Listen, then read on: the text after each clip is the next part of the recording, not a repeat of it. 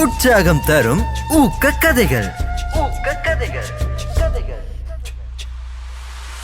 ஒரு அழகான கிராமத்துல வேலன் என்ற தாத்தா வாழ்ந்து வந்தார். அவர் தினமும் ஆற்றுக்கு சென்று 2 பெரிய பானைகள்ல தண்ணீர் சுமந்து கொண்டு வருவார். ஒரு மூங்கில் கம்பின் 2 பக்கங்களிலும் அந்த 2 பானைகளையும் தொங்கவிட்டு தோளில் சுமந்து வருவார். அந்த 2 பானைகளில் ஒன்று நல்ல புதிய பானை, இன்னொன்று சிறிய ஓட்டை விழுந்த பழைய பானை.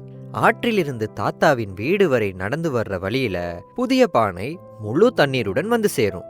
ஆனா ஓட்டையுள்ள பானையோ தன் வழியெல்லாம் தண்ணீரை சிந்திக்கொண்டே வரும். தாத்தா வீட்டை அடையும் போது அதில் பாதி தண்ணீர் மட்டும்தான் இருக்கும். இப்படி தினமும் நடக்கிறத கவனித்து கொண்டே இருந்தது சிட்டு அப்படிங்கிற குறும்புக்கார குருவி. ஒரு நாள் தாத்தா வழக்கம் போல தண்ணீர் சுமந்து வரும்போது ஓட்டை பானை ரொம்ப சோகமா அழுவதை பார்த்தது சிட்டு.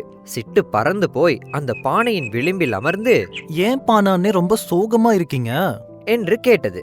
அதற்கு ஓட்டை பானை வருத்தத்துடன் சொன்னது, சிட்டு, என் உடம்புல ஒரு ஓட்டை இருக்கு.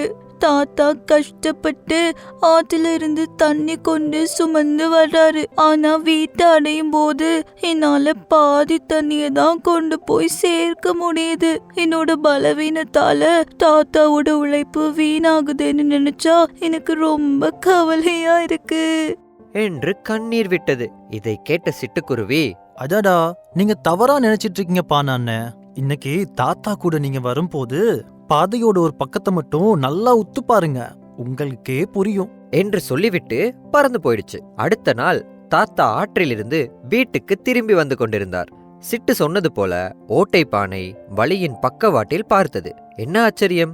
தாத்தாவின் பாதையில் ஓட்டை பானை தொங்கிக் கொண்டு வரும் பக்கத்தில் மட்டும் விதவிதமான வண்ண வண்ண மலர்கள் பூத்து குலுங்கின.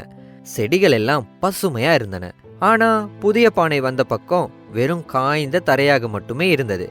அப்போது தாத்தா புன்னகையோடு ஓட்டை பானையை பார்த்து சொன்னார், பானையே, உன்கிட்ட ஓட்டை இருக்குங்கிறது எனக்கு அப்பவே தெரியும்.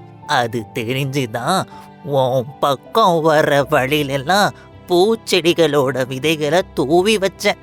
தினமும் ஆத்துல இருந்து வரும்போது நீ சிந்துற துடிகள்ல இருந்து தான் இந்த செடிகள் வளர்ந்து பூக்களும் பூத்திருக்கு.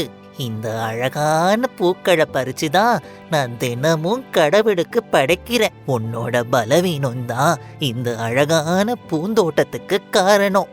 இதை கேட்ட ஓட்டை பானை தன் கவலையை மறந்து மகிழ்ச்சியில் திளைத்தது. தன்னாலும் இந்த உலகத்திற்கு ஒரு நல்லது நடக்கிறது என்பதை நினைத்து பெருமைப்பட்டது.